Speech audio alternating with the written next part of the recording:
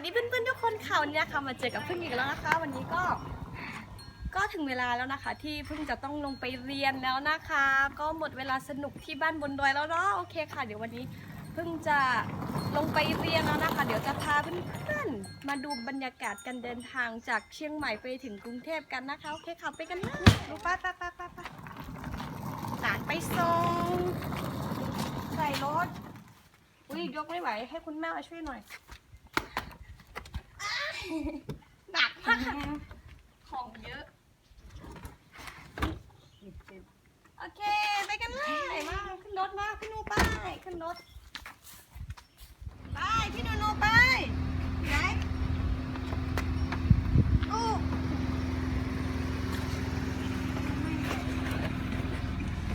โอเคนะคะคนขับรถของพึ่งนะคะพี่สาวพึ่งเองโอเคเราไปกันเลยเนาะเพื่อนบ๊ายบาย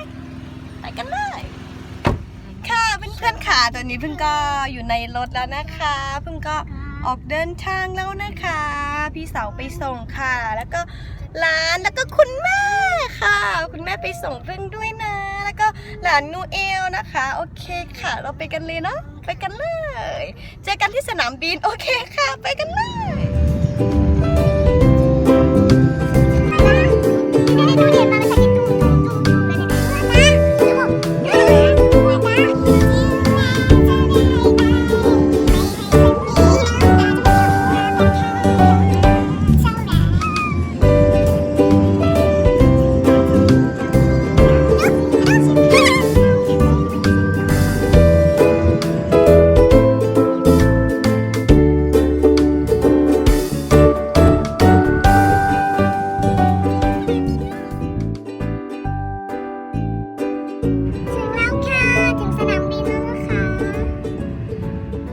พี่โนเอลถึงแล้ว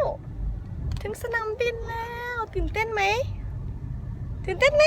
งั้นแป๊บหนึ่งอ้าวโอเคแป๊บหนึ่งนะเดี๋ยวจะไปโอเคเช็คกันโอเคค่ะเพื่อนๆค่ะเพิ่งมาถึงสนามบินแล้วนะคะเดี๋ยวจะใส่แมสก่อน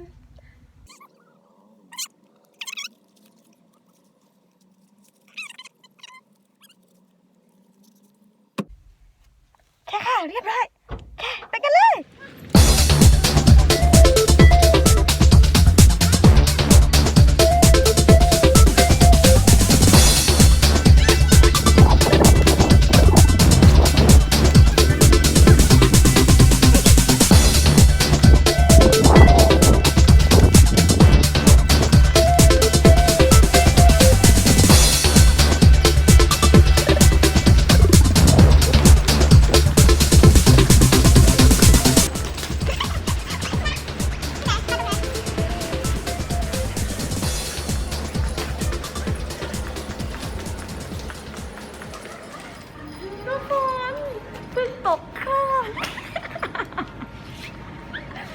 100 วันพันปีไม่เคยตกเครื่องนะคะอันนี้คือครั้งแรกในชีวิตเป็นวันที่แบบถ่ายวิดีโอให้เพื่อนๆดูอ่ะตกเครื่องเฉยเลยเสียใจมากนะเพื่อนๆเพิ่งจะทำยังไงดีเดี๋ยวเพิ่งจะลงไปเพิ่งอยากลงวันนี้จริงๆนะคะถ้ารออีกสักวันอาคารพูดอย่างเงี้ยก็ยังได้อยู่นะคะแต่ว่าเพิ่งไม่อยากลงเครื่องแล้วอยากลงวันนี้ก็คือต้องเดี๋ยวจะไปดูที่อาเขตดีกว่าเนาะลองไปดูว่ามีรถเมล์ไหมลองไปดูกันพี่ดูเสียใจมากเลย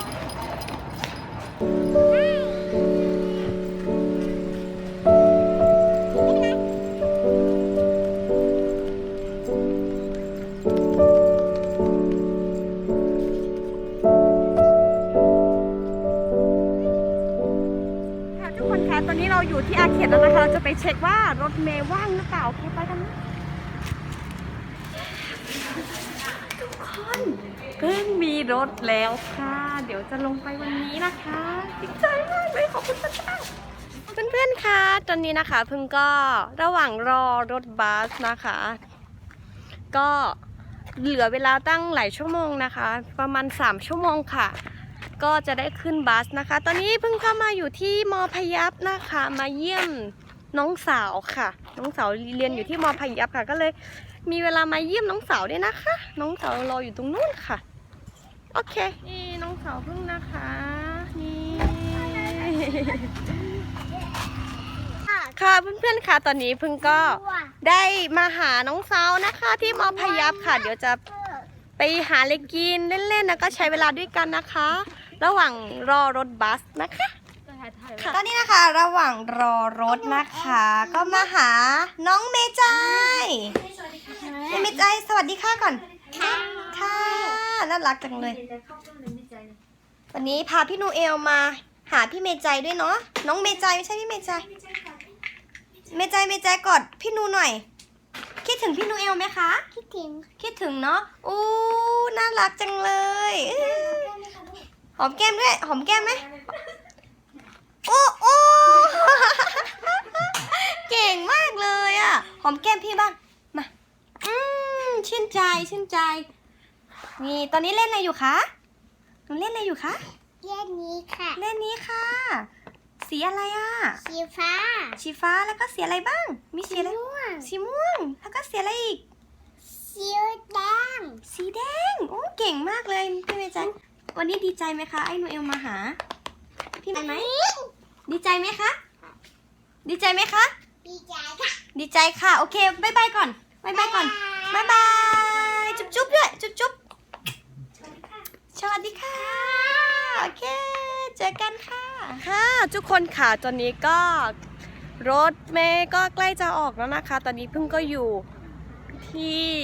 อาเขตแล้วนะคะนี่มากันเหมือนเดิมเลยก็มืดแล้วนะคะ โอเคค่ะ ทุกคนค่ะเจอกันในรถบัสเลยนะคะโอเคไปกันเลยตอนนี้ก็อยู่อาเขตแล้วนะคะกำลังรอรถอยู่ค่ะต้องขอบคุณคุณแม่แล้วก็พี่สาวมากเลยนะคะที่มารอแล้วก็ยิ่งกว่านั้นคือหลานจ้าทั้งวันเลยค่ะนางไม่หลับไม่นอนไม่อะไรเลยนะคะ คือแบบอดทนมากค่ะทั้งวันคือวันนี้นางไม่ได้นอนนะคะ ปกตินางจะนอนประมาณตอนเที่ยงนะคะโอเคเดี๋ยวไปแล้วนะคะเดี๋ยวไปแล้วนะคะเจอกันในรถเลยนะคะทุกคนสวัสดีค่ะเพื่อนๆค่ะเพิ่งอยู่ในรถแล้วนะคะนี่ที่นั่งนะคะเพิ่งนั่งคนเดียวนะคะ ทุกคนมันก็สบายมากเลยนะคะสบายมากค่ะแล้วนี่จะเป็นครั้งแรกของพึ่งเลยนะคะในการนั่งรถเมล์แบบนี้นะคะพึ่งไม่เคยนั่งเลยนี่จะเป็นนี่จะเป็นปีที่4ของพึ่งนะคะในการไปเรียนแล้วก็คือนั่งรถบัสนะคะแต่พึ่งก็รู้สึกว่ามันท้าทายนะคะแล้วก็จะเป็นการเรียนรู้สิ่งใหม่ๆนะคะแล้วก็ท้าทายสำหรับพึ่งมากเลยนะคะพึ่งก็คิดว่าพึ่งชอบนะคะมันก็สนุกดีนะคะมันก็ไม่ได้ต่างจากการนั่งเครื่องเท่าไหร่นะคะแค่ใช้เวลานานเท่านั้นนะคะแล้วเดี๋ยวเพิ่งพักก่อนทุกคนค่ะตอนนี้ก็ประมาณ5 ทุ่มแล้วนะคะเดี๋ยวเพิ่งจะนอนพักก่อนนะคะเพื่อนๆวันนี้เพิ่งก็เหนื่อยมาทั้งวันแล้วเนาะเดี๋ยวเพิ่งจะนอนก่อนนะคะไว้เจอกันตอนเช้าเลยเนาะตอนเช้าเลยเดี๋ยวเพิ่งจะถ่ายให้เพื่อนๆดูอีกนะคะว่าเพิ่งจะไปต่อยังไงอะไรยังไงนะคะเดี๋ยวเรามาดูกันเนาะโอเคตอนนี้นะคะเพิ่งจะหลับก่อนนะคะเพื่อนๆ Good night and ราตรีสวัสดิ์ค่ะบ๊ายบายสวัสดีตอนเช้าค่ะเพื่อนๆวันนี้เพิ่งก็ตื่นแล้วนะคะทุกคนตอนนี้ก็จะประมาณตี 5 ครึ่งนะคะก็ใกล้จะถึงกรุงเทพแล้วนะคะเพื่อนๆเมื่อยไปทั้งตัวเลยแต่ว่าก็สนุกดีนะคะเดี๋ยวเจอกันที่หมอชิดเลยนะคะถึงหมอชิดแล้วนะคะทุกคนก็ประมาณมีของสัมภาระหนักมากนะคะ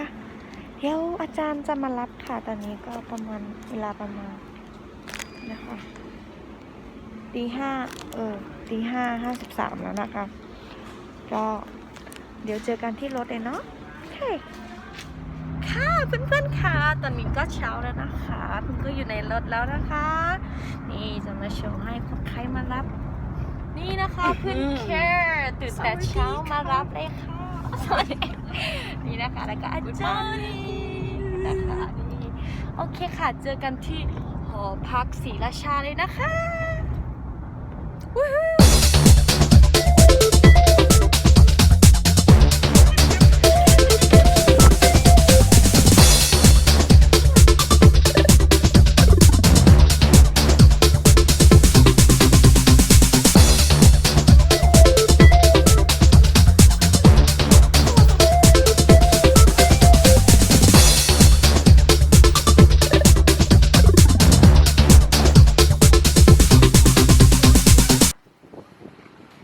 นี่นะคะทุกคนดูสิคะนี่คือห้องพึ่งนะคะ อยู่กับลูกเน็ตพึ่งด้วยนะคะที่ถ่ายรูปให้อยู่